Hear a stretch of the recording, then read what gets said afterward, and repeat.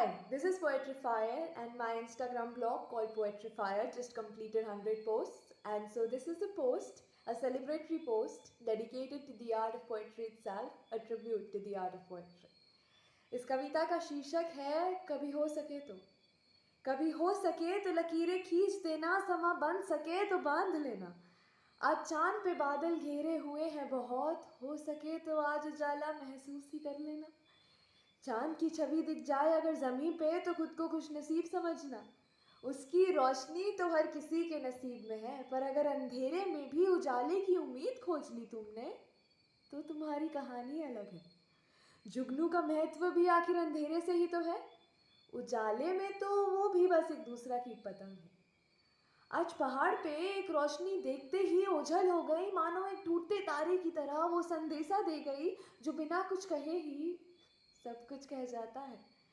आज दरवाजे खुले हैं पर खिड़कियां बंद हैं, ना जाने ये ज़माना किस ओर अग्रसर है। ज़माना, बहुत भागी हूँ मैं ज़माने के पीछे, बहुत लंबी दौड़ रही है और कभी सोचा नहीं था कि किसी से चाहते हुए भी इतना लंबा रिश्ता निभा पाऊंगी, कि किसी के पीछे इतनी शिद्दत से लग जाऊंगी। पर कम वक्त ये ज़माना बहुत दौड़ाया है। पीछे मुड़ के देखता, मुस्कुराता और फिर आगे दौड़ जाता।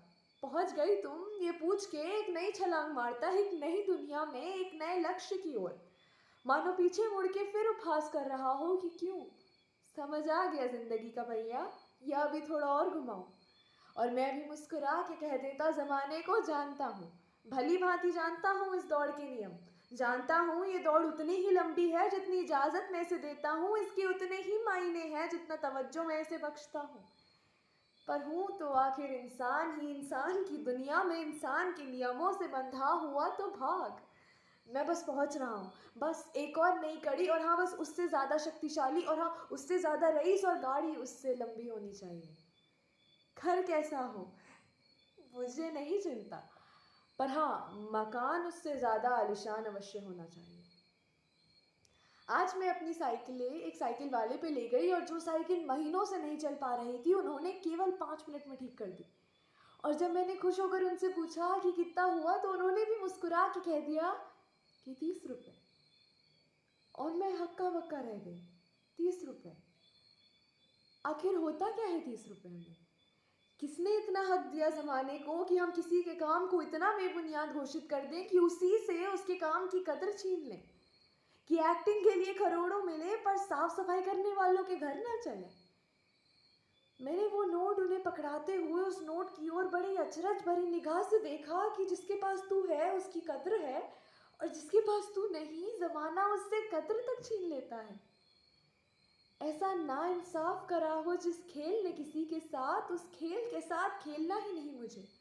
अपने सपनों की कद्र ढूंढने के लिए अपनी अलग दुनिया बसानी पड़े तो वो कबूल है मुझे। ज़माने पे अब भरोसा नहीं, कम वक्त ने बहुत वक्त गुजारा है सपने नाजायज़ करते हुए।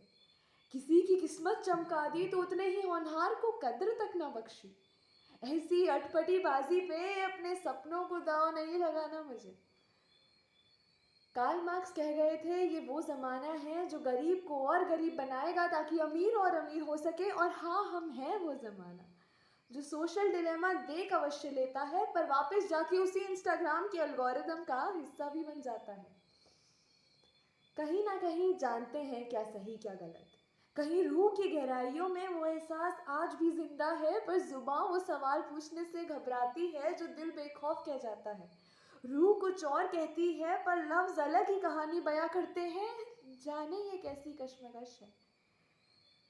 मैंने सोचा था कि कविता ऐसी होनी चाहिए जो इंसान को खुश कर दे, क्योंकि दुख तो दिन भर में हो रहे घटनाक्रम ही दे जाते हैं, तो क्यों ना अपने काव्य में एक अलग दुनिया व्यतीत करें जो सच से परे हो और सारे दुख से भी परे हो।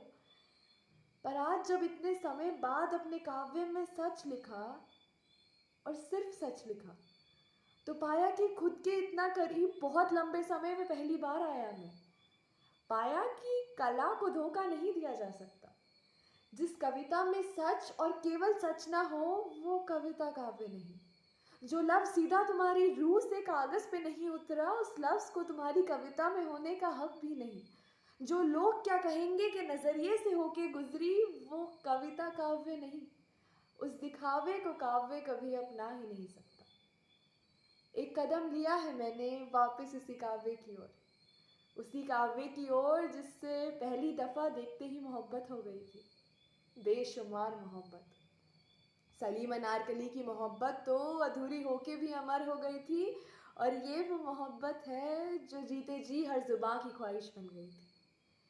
इतने लंबे समय बाद मुझे वापस अपनी ओर लौटता देख मेरे काव्य ने मुझसे पूछा कि क्यों भागा ही ज़माने के पीछे, और मैंने भी मुस्कुरा के अपने काव्य से कह दिया कि नहीं, अभी थोड़ा सफ़र बाकी है। अभी पूरी तरह समुद्र में गोती लगाने से जी घबराता है, क्योंकि किनारे ने जो सुरक्षा का छल मुझे प्रदान किया है उसके लिए अब जी ललचाता है। और काव्य ने भी समझते हुए सिर हिलाते हुए कह दिया कि तू किनारा छोड़ के तो देख, ये समुद्र भी तेरा दीवाना है।